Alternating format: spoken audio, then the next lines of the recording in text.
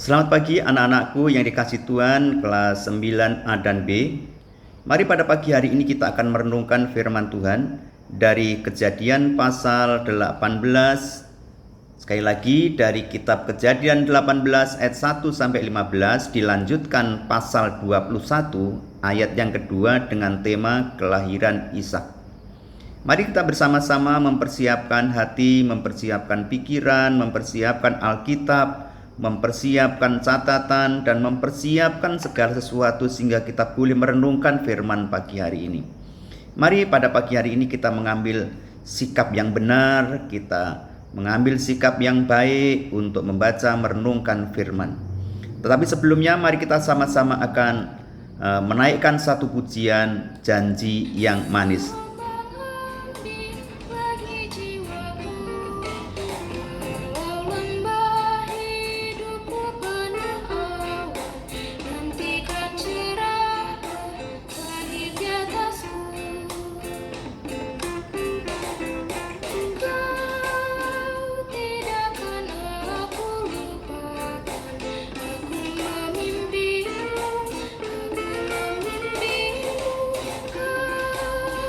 Tidakkan aku lupakan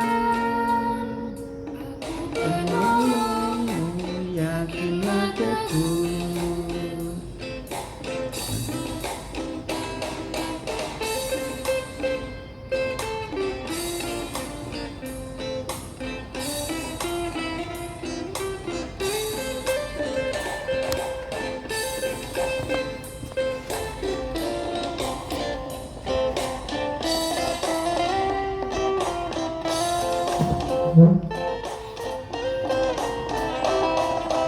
Janji yang manis takkan kulupakan, tak terumbang ambing bagi jiwaku.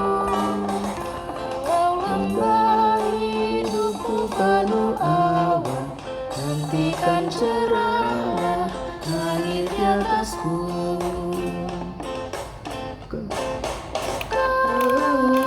Tidakkan aku lupakan, aku menunggumu, aku menunggumu. Kau tidakkan aku lupakan, aku penolongmu, yakinlah teguh. Kiranya lagu pujian hari ini akan mengantarkan kita semua dalam merenungkan firman Tuhan dan dapat melakukan dalam kehidupan kita sehari-hari. Mari kita bersama-sama membaca bagian ayat kitab Kejadian 18 ayat 1 sampai 15. Demikian firman Tuhan. Allah mengulangi janjinya seorang anak laki-laki kepada Abraham. Kemudian Tuhan menampakkan diri kepada Abraham dekat pohon terbantin di Mamre, sedang ia duduk di pintu kemahnya waktu hari panas terik. Ketika ia mengangkat mukanya, ia melihat 3 orang berdiri di depannya. Sesudah dilihatnya mereka, ia berlari dari pintu kemahnya menyongsong mereka, lalu sujudlah sampai ke tanah, serta berkata, "Tuanku, aku telah mendapat kasih Tuanku, janganlah kiranya lampaui hambamu ini. Biarlah diambil air sedikit, basuhlah kakimu dan duduklah istirahat di bawah pohon ini. Biarlah kuambilkan sepotong roti supaya tuan-tuan segar kembali. Kemudian bolehlah tuan-tuan meneruskan perjalanannya, sebab tuan-tuan telah datang ke tempat hambamu ini." Jawab mereka, "Perbuatlah seperti yang kau katakan itu." Lalu Abraham segera pergi ke rumah mendapatkan Sarah serta berkata, "Segera ambil 3 sukat tepung yang terbaik, remaslah itu dan buatlah roti bundar." Lalu berlarilah Abraham kepada lembu sapinya. Ia mengambil seekor anak lembu yang empuk dan baik dagingnya dan memberikannya kepada seorang bujangnya. Lalu orang ini segera mengolahnya. Kemudian diambilnya dadih dan susu serta anak lembu yang telah diolah itu, lalu dihidangkannya di depan orang itu. Dan ia berdiri dekat mereka di bawah pohon itu sedang mereka makan. Lalu kata mereka kepadanya, "Di manakah Sarah istrimu?" Jawabnya, "Di sana di dalam kemah." Dan firman-Nya, Sesungguhnya aku akan kembali tahun depan mendapatkan engkau. Pada waktu itu Sarah istrimu akan mempunyai seorang anak laki-laki. Dan Sarah mendengar pada pintu kemah yang di belakangnya. Adapun Abraham dan Sarah telah tua dan lanjut umurnya. Sarah telah mati haid. Jadi tertawalah Sarah dalam hatinya, katanya, akan biraikah aku setelah aku sudah layu sedang tuanku sudah tua? Lalu berfirmanlah Tuhan kepada Abraham, mengapa Sarah tertawa dan berkata, sesungguhnya aku akan melahirkan anak sedangkan aku telah tua? Adakah sesuatu apapun yang mustahil untuk Tuhan? Pada waktu yang telah ditetapkannya itu tahun depan aku akan kembali mendapatkan engkau. Pada waktu itulah Sarah mempunyai seorang anak laki-laki. Lalu Sarah menyangkal, katanya, aku tidak tertawa, sebab ia takut. Tetapi Tuhan berfirman, tidak, memang engkau tertawa. Maka mengandunglah Sarah, lalu ia melahirkan seorang anak laki-laki bagi Abraham dalam masa tuanya pada waktu yang telah ditetapkan sesuai dengan firman Allah kepadanya. Abraham menamai anaknya yang baru lahir itu Ishak, yang dilahirkan Sarah baginya. Mari kita sama-sama berdoa. Bapa kami di surga, kami bersyukur Engkau menyediakan firman Tuhan pada pagi hari ini. Kami akan membaca, merenungkannya, berikan pengertian, ketaatan untuk melakukannya, seperti Abraham yang telah menerima petunjuk dari firman. Dalam nama Tuhan Yesus kami berdoa. Amin. Bapak, Ibu, dan anak-anakku yang dikasihi Tuhan, sekali renungan pada pagi hari ini tema kita adalah yaitu tentang kelahiran Ishak. Mari kita sama-sama akan merenungkan dalam bagian ini bagaimana firman Tuhan ini adalah firman yang hidup, firman yang kudus, firman yang sungguh-sungguh memiliki kekuatan di dalam hidup kita. Kita sudah mendengar firman tadi, bagaimana Abraham dikatakan sudah tua. Kita ingat pada firman Tuhan sebelumnya, Allah berjanji kepada Abraham bahwa ia akan memberikan keturunan. Keturunannya akan sebanyak bintang di langit dan seperti pasir di tepi laut. Tetapi pada bagian ini, Abraham sudah berumur tua lebih daripada 70 tahun. Bahkan dikatakan firman Tuhan, Sarah sudah mati haid. Dengan demikian dikatakan bahwa Sarah, dikatakan secara manusia tidak mungkin akan memiliki anak.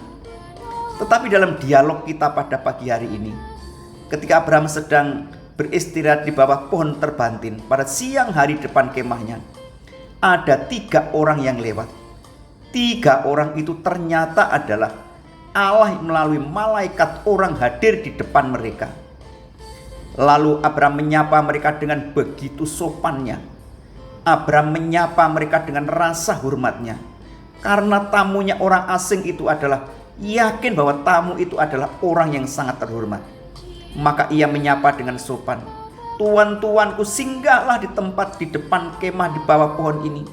Aku akan mengambilkan air untuk mencuci kakimu. Aku akan membuat roti bundar buatmu. Aku juga akan menghidangkan makanan dari hasil ternak, yaitu sapi, lalu diolah, serta susu yang terbaik untuk para tamunya itu. Maka tepatlah sikap yang diambil oleh Abraham. Ia menyambut tamunya itu adalah utusan Allah yang akan membawa kabar baik. Utusan Allah yang membawa kabar yang indah. Setelah janji itu ia terima sekian puluh tahun yang lalu, sekarang orang mengatakan bahwa Sarah sudah mati haid. Ia sudah tidak ada kemungkinan untuk melahirkan, tetapi Allah menjanjikan akan memberikan keturunan yang demikian banyak. Oleh karena itu, anak-anak kasih Tuhan, bagian firman Tuhan ini seperti sesuatu yang mustahil, seperti sesuatu yang tidak mungkin di dalam pemikiran manusia. Oleh karena itu, sikap Abraham adalah sikap yang tepat untuk menyambut utusan Allah ini dengan baik. Nah, apa yang dikatakan dalam bagian ini? Bagaimana Allah, janji Allah itu adalah Allah yang berjanji. Ia tidak akan pernah mengurangi, melalaikan janjinya untuk menepatinya. Oleh karena itu, Abraham tetaplah Bapak orang beriman. Di tengah-tengah kesulitan kesukaran untuk menantikan janji Allah itu, Abraham tetap sopan, tetap hormat kepada Tuhan. Ia tidak mencela Tuhan. Ia tidak mencela istrinya. Ia tidak mencela siapapun, tetapi ia yakin bahwa Allah adalah Allah yang setia kepada janjinya. Anak-anak kasih Tuhan, bukankah kita kadangkala sangat waktu menanti adalah dikatakan waktu yang paling membosankan. Tetapi bagaimana waktu Allah yang akan menjawab, yang terbaik diberikan Allah. Kadangkala ada begitu banyak anak remaja begitu cepat menjawab diri sendiri dengan pergumulannya. Ia tidak memberi kesempatan Allah untuk memproses hidup kita. Tidak memberikan kesempatan bagi Allah untuk menguji iman kita, untuk menguji daripada kesetiaan kita di hadapan Allah. Abraham diuji Allah, memberikan waktu yang terbaik, diberikan janjinya kepada kita semua. Kadangkala ada begitu banyak orang tidak sabar menantikan janji Allah. Oleh karena itu anak-anakku, ketika kalian menginjak usia remaja, kalian adalah anak-anak yang wajar. Ketika kalian persahabatan dengan teman-teman lawan jenismu, kalian persahabatan dengan semua orang. Tetapi ketika satu hal, menantikan janji Allah adalah keturunan, adalah bagian daripada rencana Allah, diciptakan sebagai gambar dan rupa Allah, laki-laki dan perempuan, satu hari nanti akan menikah. Nantikanlah janji Tuhan itu dalam hidupmu dengan tetap menjaga kekudusan hidupmu. Oleh karena itu nantikan janji Allah. Janganlah seperti orang-orang yang tidak bijaksana. Mereka adalah orang-orang yang melalaikan janji Allah dengan mengambil jalan sendiri. Pada akhirnya mereka akan terjumus dalam satu pergaulan yang bebas. Oleh karena itu di akhir pelajaran kalian di kelas 9, ada di antara kalian yang akan melanjutkan sekolah lain. Tetapi yang ada di sekolah Erinos, kalian akan melanjutkan merenungkan firman dengan rambu-rambu dari Allah. Oleh karena itu mari kita renungkan pagi hari ini. Abraham telah menjadi pedoman hidup kita. Bagaimana Allah memakai dia menjadi seorang yang tekun menantikan janji Allah di hadapan Tuhan. Biarlah firman Tuhan pada pagi hari ini dan kita akan merefleksikan. Apakah yang sebenarnya kita refleksikan pada pagi hari? Refleksinya adalah apa yang sering membuat kamu tidak percaya akan janji Allah?